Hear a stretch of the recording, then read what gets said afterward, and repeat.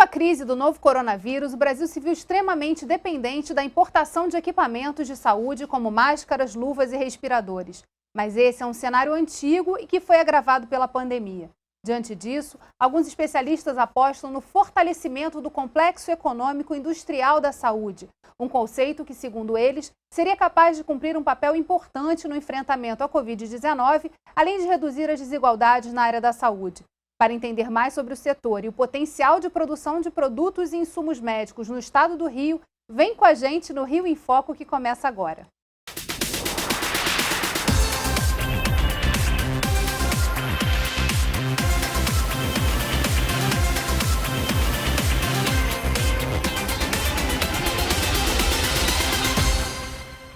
O Rio em Foco recebe o economista, pesquisador e coordenador das ações de prospecção da Fiocruz, Carlos Gadelha, e o presidente do Sindicato das Indústrias de Produtos Farmacêuticos do Estado do Rio, Carlos Fernando Gross. Olá, tudo bem? Tudo bem, prazer estar aqui.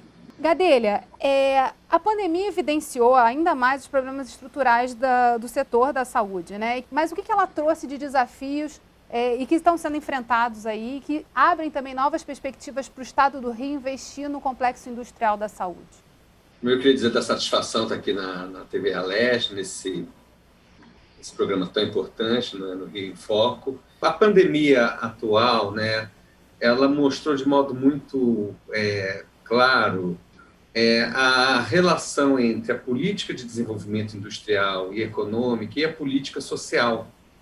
Eu costumo dizer o seguinte: quando a gente olha aquele produto que se tornou emblemático de modo muito dramático, né, o ventilador, ele era uma questão econômica ou uma questão social?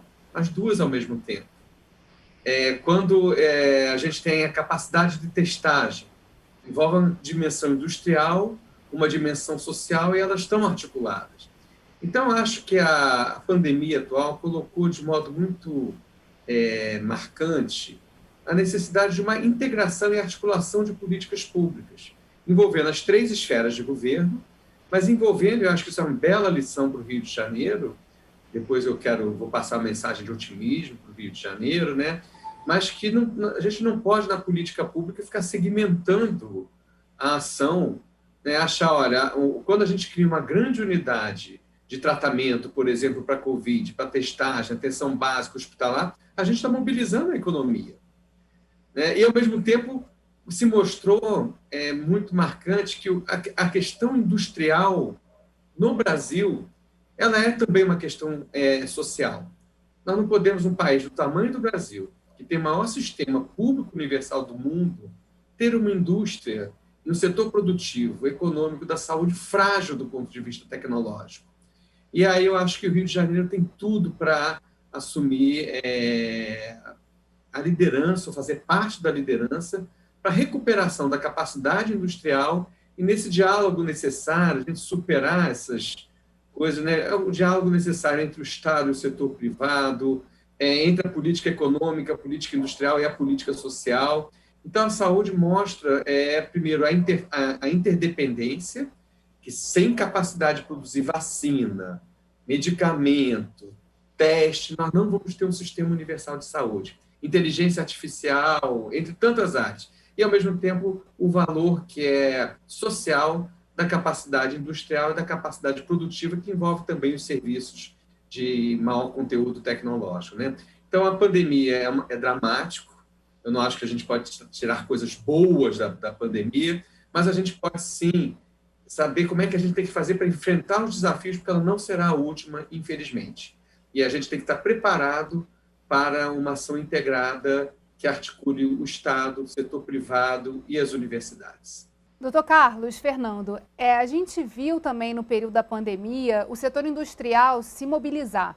Muito do que a gente dependia, principalmente na questão de máscaras, equipamentos médicos, houve uma mudança aí na própria linha de produção para atender essa demanda e um processo também de formação e informação para que isso pudesse acontecer.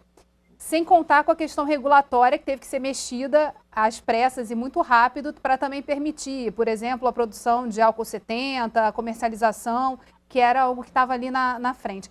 Eu queria que o senhor falasse um pouquinho sobre esse processo, quer dizer, o quanto também esse momento de pandemia tem sido uma plataforma para testes e demonstrações do potencial da indústria de responder às demandas e aos desafios que a pandemia impõe. Difícil que essa pandemia nos apanhou, a nós e o mundo inteiro, numa contramão enorme, né? Produção de máscaras. Obviamente, a produção de máscaras nacional era incapaz de atender 50, 60 milhões de máscaras a toda hora. Mas houve uma produção artesanal de máscaras de pessoas de família, pessoas que venderam máscara a preço de custo, que se mobilizou. Mas não é bem esse o ponto. O ponto é que a nação tem que se mobilizar. E o governo, ou os governos, ou as entidades públicas, ou as entidades privadas têm que entender que o povo é em primeiro lugar. Eu estou aqui sentado no laboratório Gross, onde eu tenho 300 funcionários. A indústria farmacêutica brasileira não perdeu venda, né, nessa pandemia, quando vários setores ficaram inviabilizados, o comércio, a área de serviços, muito tipo de indústria. A farmacêutica tem essa vantagem. Quando a crise é grande, nós temos uma pequena queda. Também quando há exuberância na economia, a gente sobe pouco. Mas a não perda de faturamento, de recursos, mantém os empregos, mantém a produção e mantém as empresas. A indústria farmacêutica brasileira é poderosa e bem instalada. Vou mencionar um fato que estranha. A maior empresa de pesquisa do mundo é o laboratório Roche, na Suíça. É a maior empresa farmacêutica em investimentos em pesquisa do mundo. Tem uma fábrica aqui na estado de Jacarepaguá, no Rio de Janeiro, moderníssima, investimentos enormes. Essa fábrica anunciou há um ano atrás que vai ser fechada. Eles preferem fabricar onde é mais barato do que manter uma estrutura do porte que eles têm. Pergunto eu ao presidente dessa empresa, o que a sua empresa pretende fazer com esse parque moderno? Não sabemos, vamos fechar. Eles vão fechar uma fábrica enorme, poderosa, é a maior fábrica farmacêutica do país. Vai ser fechada e eles vão, hoje, abandonar um pouco o varejo de medicamentos, vão desenvolver alta tecnologia e pesquisa. Assustador que a indústria farmacêutica mundial será internacional na sua produção e no seu desenvolvimento. Essa é uma questão muito interessante e, na verdade, importante de trazer à TV Alerj, discutir, que é justamente o papel da saúde e desse complexo industrial no desenvolvimento econômico do Estado do Rio. A gente tem aqui reunidos muitos laboratórios, centros de pesquisa, instituições de referência, como o próprio Dr. Carlos Gadelha trouxe, né? A Fiocruz é um desses centros de referência e uma das instituições mais admiradas e respeitadas desse país. E aproveitar esse potencial, quer dizer, sair dos silos, né? E começar a discutir a saúde como algo que pode avançar, fazer avançar o Estado, recuperar, ser mais um potencial para a recuperação da crise econômica é um papel importante, né? O desenvolvimento da vacina, por exemplo, que é uma coisa de tecnologia complicada, de preceitos muito precisos, estão desenvolvendo uma nos Estados Unidos, outra na Inglaterra, na Rússia, na China e mais uma. Quer dizer, para estruturar o desenvolvimento dessas vacinas, algumas estão ligadas à Fiocruz, outras ligadas ao sistema Butantan em São Paulo, mas é uma coisa muito restrita, porque a tecnologia é muito importante, o investimento é vultoso, os resultados são duvidosos, até acertar é difícil. O Rio de Janeiro só tem a Fiocruz para fazer isso, aliada a empresas multinacionais. Pegando um pouco a ideia, né, de quando a gente pensa da saúde, além da indústria farmacêutica, que é uma das mais dinâmicas e inovadoras, a gente tem todo um sistema produtivo, né? Por exemplo, até pouco tempo atrás, a indústria de vacinas era outra coisa. Hoje, a indústria de vacinas, a indústria farmacêutica, se pegar a AstraZeneca, é uma grande líder farmacêutica. A Pfizer era uma grande... A gente já... Houve uma convergência. Isso está acontecendo na saúde como um todo. Você pega uma empresa de equipamentos, ela está investindo em inteligência artificial na atenção primária. Então, a gente teve, na verdade, um sistema produtivo, e isso que eu queria marcar aqui, que responde por 9% do PIB brasileiro. A gente não está falando de pequenas coisas. A gente está falando assim, dos sistemas produtivos mais dinâmicos do futuro.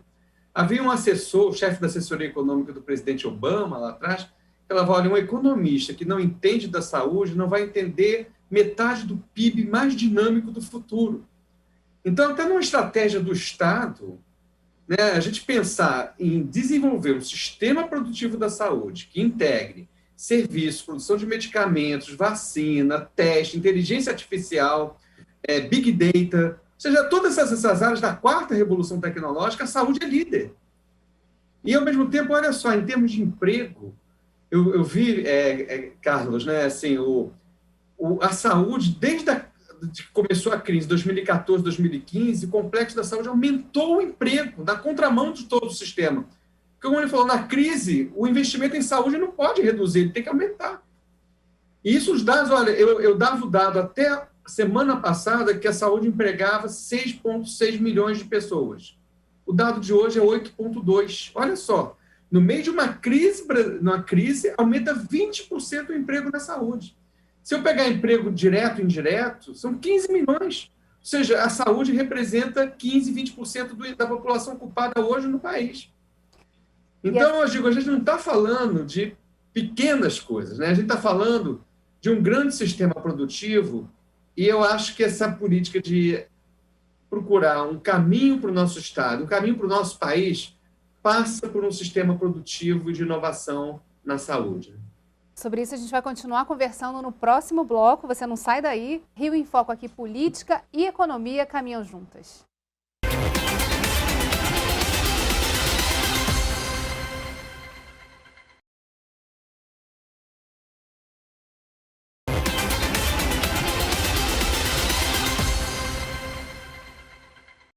Mais do que pensar na saúde como uma caixa isolada, é importante ter um olhar voltado para esse setor sob a perspectiva social, econômica, ambiental e de inovação.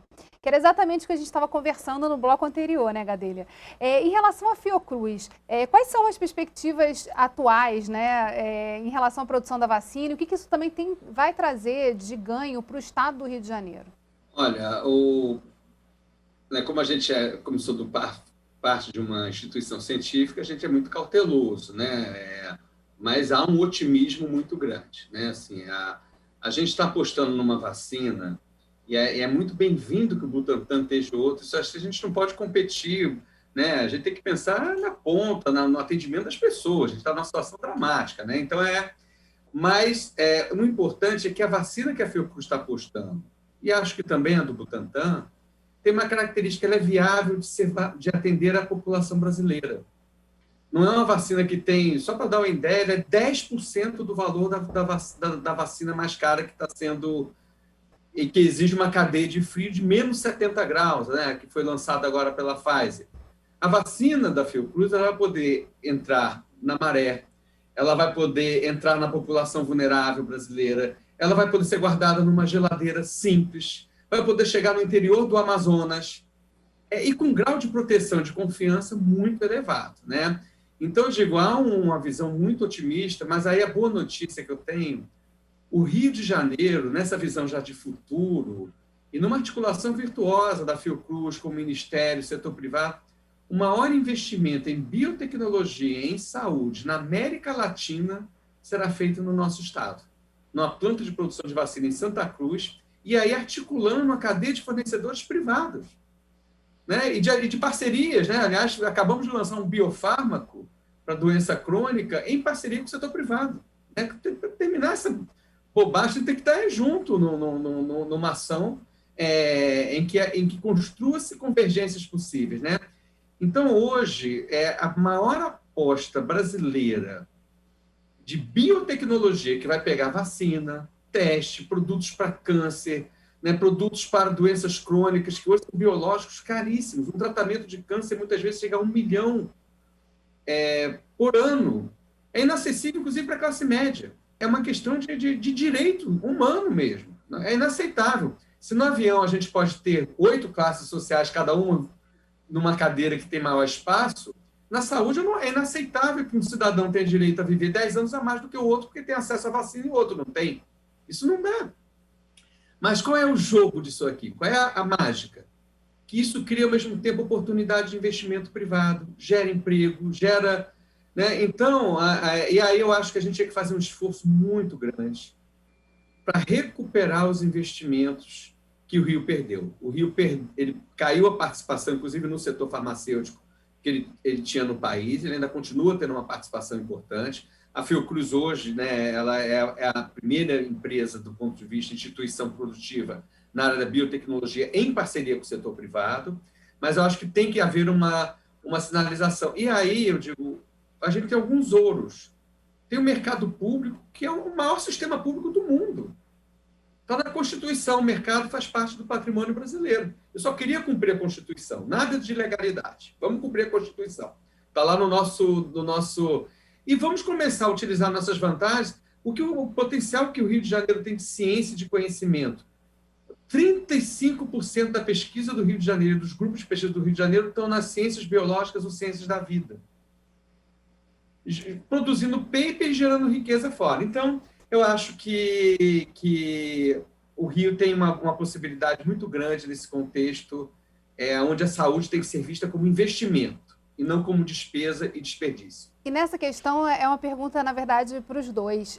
Como é que a gente coloca esses ativos, que são ativos importantíssimos e que colocam também o Rio de Janeiro na frente, né, em termos de potencial nessa área da saúde? Como é que a gente coloca esses ativos para trabalhar a nosso favor? O que está faltando aí nesse meio de caminho para que essas pontas se unam e consigam avançar, na opinião dos senhores?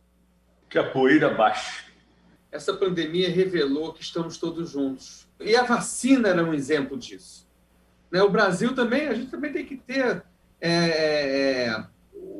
nós temos um dos programas de imunização mais avançados do mundo. A gente dá de 10 nos Estados Unidos. A China não tem nada parecido. Isso foi construído desde os anos 70. A gente consegue vacinar uma pessoa no interior dos Solimões, no interior da comunidade mais carente do Rio de Janeiro, e com a mesma vacina que uma pessoa de classe alta. E isto assim, é um sistema que envolve milhares de pessoas, de postos de saúde, treinamento como se dá, a vacina, toda a logística, seringas. Isso é um verdadeiro sistema produtivo que nós estamos preparados. Assim, isso não, e aí é uma coisa que eu acho que é importante. Eu costumo dizer de forma mais... Nós estamos no jogo da vacina porque nós nunca saímos do jogo. Na área industrial e tecnológica, você não destrói num dia. Assim, um dia é mais barato produzir banana e soja. Aí eu produzo banana e soja. Dia seguinte eu preciso do ventilador e começo a produzir. Não é assim. Que envolve conhecimento, envolve tecnologia. Eu vou dar um exemplo aqui, pegando na área privada. Eu estive visitando, quando trabalhei no desenvolvimento regional, eu sempre trabalhei na área econômica ligada ao social. Eu visitei a empresa Lemgruber, aqui na Serra, que era um produtor. A empresa da Malásia jogou o preço lá para baixo, fechou a Lemgruber. Era uma empresa de luvas, hoje valeria ouro essa empresa. Ela continua trabalhando. Continuou trabalhando? Maravilha, maravilha, maravilha. Então, mas, ou seja, ela tinha uma dificuldade extrema frente à competição com a Malásia. Hoje a Malásia está fechando a empresa porque usava trabalho escravo. Não tinha regra de sustentabilidade ambiental. Ou seja, então se olhou aquele investimento. Estou pegando um exemplo da Lemgruber como se fosse um desperdício. Eu digo, a própria cabeça dos órgãos de controle. Eu acho que a pandemia mostrou isso. Eu dá vontade de perguntar, e agora? Está barato comprar ventilador? Porque houve uma especulação no mercado que o preço quadruplicou. Máscara, EPI, está barato? Então, eu acho que um ativo intangível que é, produzir faz bem. E olha que outra coisa, os escândalos, alguns pertinentes, outros impertinentes, não vou entrar nisso, mas todos os escândalos envolvendo corrupção na área de ventiladores, entre outras, foi com produtos importados. Então, também não é verdade que tem um DNA brasileiro de corrupção. Produzir no país não é corrupção, é necessidade. E o mal feito, a corrupção tem que ser punida. Então, eu acho que essa pandemia ela deixa muitas lições como a gente pode recuperar uma estratégia de desenvolvimento em que articule o Estado, o setor privado e que a produção, eu insisto, a produção seja prioridade. O Rio não é um balneário. O Rio não é um balneário. É até um lugar muito bom de se viver. Adoro o meu estado, adoro a minha cidade. Mas podemos estar no centro de uma sociedade do conhecimento e com atividade industrial muito nobre, como toda a área da saúde possui. A gente vai continuar falando sobre isso no próximo bloco, não saia daí e nem você daí. Rio em Foco aqui, política e economia caminham juntas.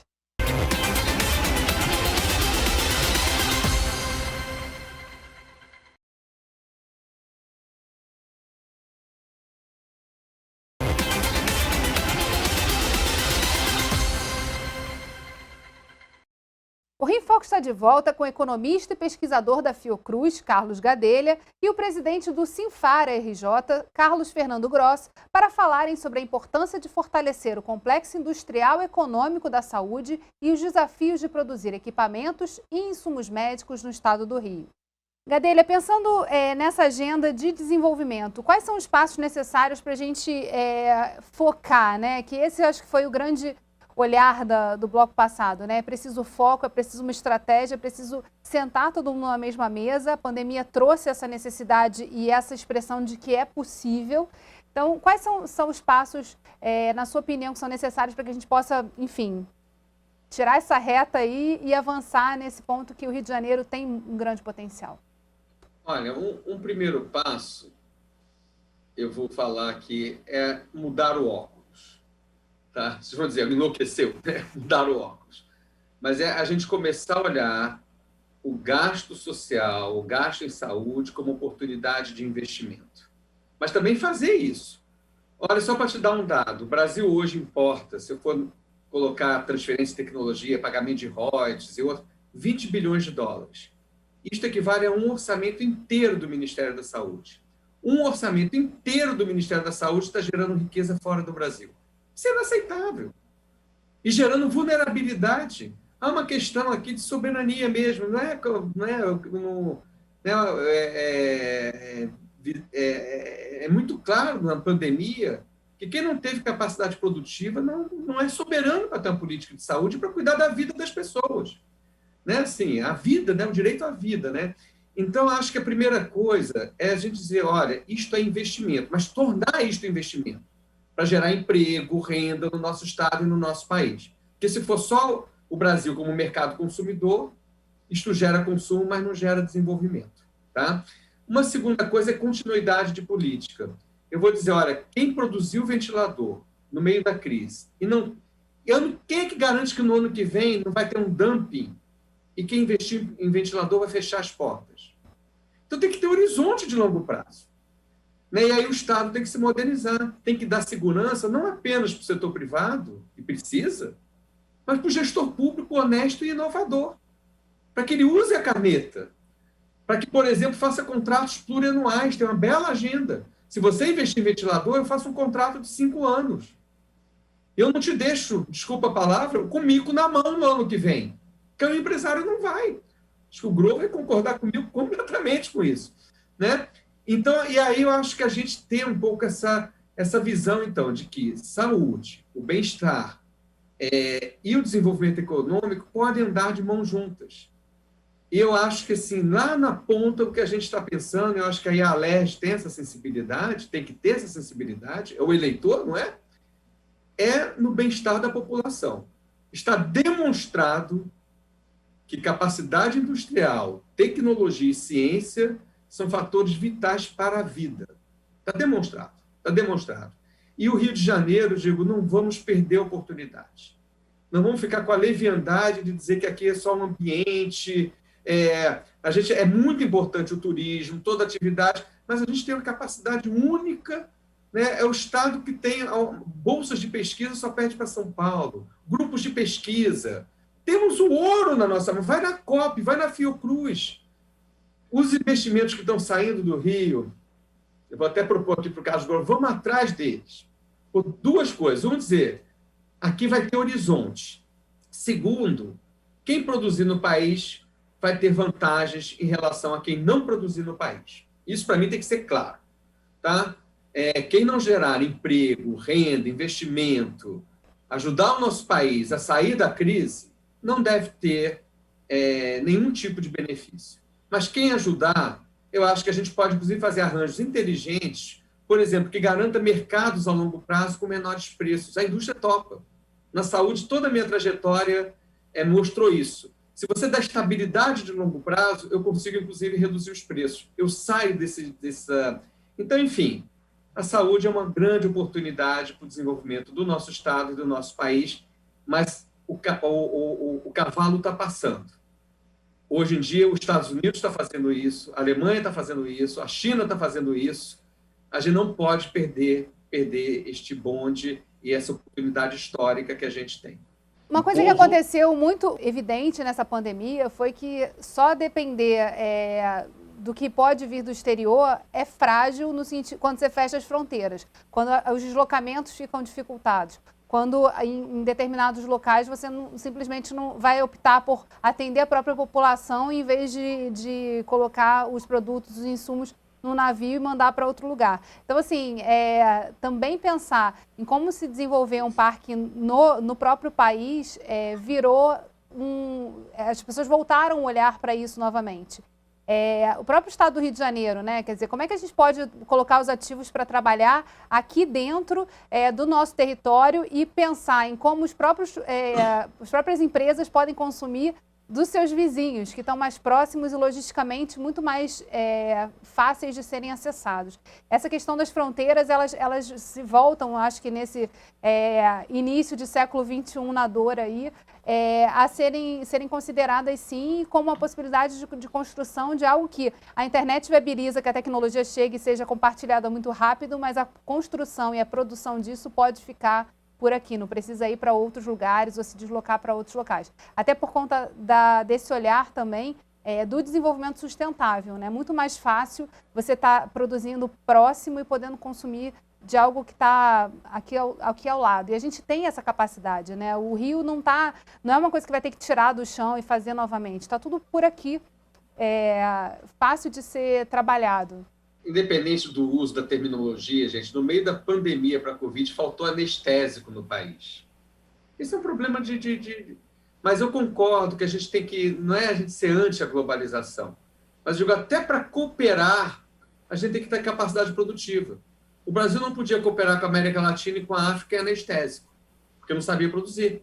Mas pôde cooperar, a Fiocruz teve uma cooperação decisiva com a África na vacina para a febre amarela, há cerca de 2 anos atrás, evitando uma epidemia na África. Então, eu digo, até para cooperar, olha que coisa interessante, até para comprar bem ventilador, eu tenho que saber produzir. Quem não produz não sabe nem comprar, né? Então, eu digo, é quase como um movimento produtivista. Temos que produzir, temos que gerar emprego, renda, e para atender a nossa população. E aí eu acho que estamos juntos mesmo, né? E aí eu só quero dizer, o gestor público, gente, corre muito risco. O processo de vacina para a Fiocruz foi o primeiro processo nacional de encomenda tecnológica, assinada pela presidente da Fiocruz, Nízia Trindade Lima. Toda a responsabilidade em uma caneta. De correr o risco, e a gente sabe, o gestor inovador, quem não é honesto não sofre tanto. Mas quem é honesto, é inovador, né? Eu já trabalhei 10 anos inovando, fazendo 100 parcerias com o setor privado para desenvolver tecnologia no Brasil. Até hoje eu estou enfrentando órgãos de controle, mas com a cabeça erguida. Mas então acho que a gente tem que dar uma estabilidade para o setor privado e para o gestor. O empreendedorismo privado e o empreendedorismo público, que vai... E aí eu acho que o papel da Alerj, a gente tem uma estabilidade institucional, tem um horizonte de longo prazo. O Rio de Janeiro tem muita voz no país. Essa coisa que a visão nacional do Rio é ruim, é erro. A visão nacional do Rio é muito boa, desde que ela seja útil. Gente, a saúde gera 10% de todo o emprego do Brasil. 20% se eu pegar emprego direto e indireto. Eu não estou dando dado é dado do IBGE. É dado apurado na ponta. Estou sabendo ou seja, agora. Quer fazer programa de emprego no Rio de Janeiro, no Brasil? Vamos investir em saúde. E, ao mesmo tempo, isso é um poder de compra imenso para puxar o setor privado. eu concordo, não apenas pelo Estado, mas, ou seja, dar aquela escala mínima para ele poder se lançar, inclusive, no comércio exterior. Então, é um pouco isso. Eu acho que a gente está falando de algo muito importante, que, no fundo, é repensar um novo tipo de desenvolvimento. Vou aqui usar o Carlos, né, o que ele falou, voltado para as pessoas. Saúde é isso, é desenvolvimento voltado para o nosso povo. Muito obrigada por estarem aqui, Carlos Gadelha, Carlos Grossi, para a gente discutir e chegar assim, e ver horizonte na questão da saúde no estado do Rio de Janeiro. E obrigada a você também, telespectador, que acompanhou a gente até agora. Eu vou fazer um convite para você seguir a gente nas nossas redes sociais, Instagram, Facebook, YouTube e LinkedIn. O endereço está aparecendo aí na sua tela. Vai lá e fica ligado na nossa programação completa. TV Alerj, o canal do Povo. Até a próxima.